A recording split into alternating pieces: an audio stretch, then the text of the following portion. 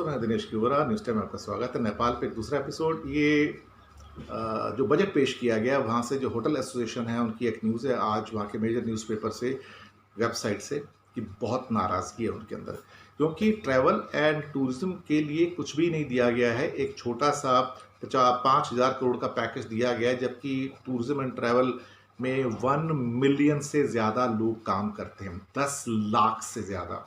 अब 3 करोड़ की पॉपुलेशन है। 3 करोड़ की पॉपुलेशन में अगर हम ये कहें कि समझो उसमें 2 करोड़ लोग वर्किंग हैं, बाकी बच्चे भी तो होते हैं ना, कई महिलाएं घर में भी रहती हैं, तो 1.5 से 2 करोड़ अगर वर्किंग है, उसमें 50% पॉपुलेशन भी लेके चले तो उसमें 10 लाख लोग एक ही इंडस्ट्री के साथ जुड़ा होना बहुत बड़ी बात है, और वो ट्रैवल एंड टूरिज्म से जुड़े हुए हैं।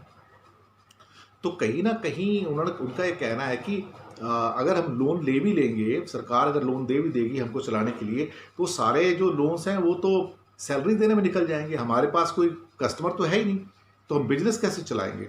बिजनेस चलाने के लिए कस्टमर चाहिए, और कस्टमर होटल इंडस्ट्री में है नहीं। साथ में उन्होंने कहा है कि जो इस ढंग से हमको जो उनके रेंट देने हैं, इलेक्ट्रिसिटी बिल्स देने हैं, आप उसके अंदर हमको छूट दीजिए। अब सरकार ने कुछ सब्सिडाइज लोन्स वगैरह अनाउंस किए हैं, लेकिन उसके साथ अभी कह रहा है कि हम आपको इनकम टैक्स में छूट देंगे।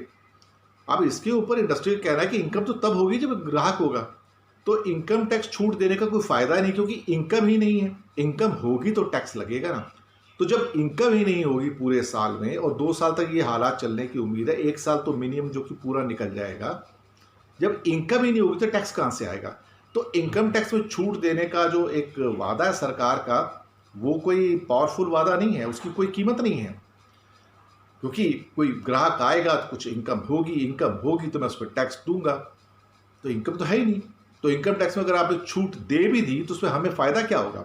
हमें जिसमें छूट चाहिए, या आप ख़ास तौर से जो रेंट रेट टैक्सेस होते हैं, बिजली के बिल हैं या हमारे किराए हैं, उसके ऊपर छूट मिलनी चाहिए हमको, वो छूट मिल नहीं रही है।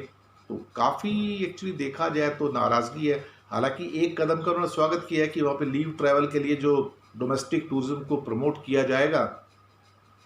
अब ये तो लंबी दूरी की चीज़ें हैं, कब हालात ठीक होंगे, कब लोग घरों से निकलेंगे, उनकी जेब में पैसे होंगे, वो जाएंगे, कब जाएंगे।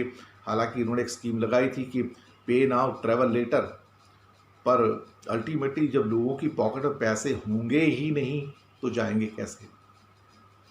तो ये अपील किया उन्होंने आज सरकार से फिर कि आप हमारे बारे में सोचिए। आपने हमारे बारे में बजट में कुछ भी नहीं सोचा।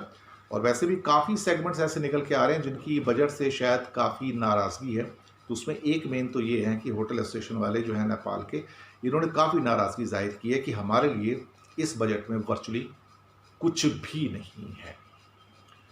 तो ये था एक इम्पॉर्टेंट न्यूज़। शुक्रिया आपका हमारे साथ बने रहने के लिए। सब्सक्राइब करना मत भूलिएगा, लिंक्स आगे भेजती रहिएगा। जी हाँ,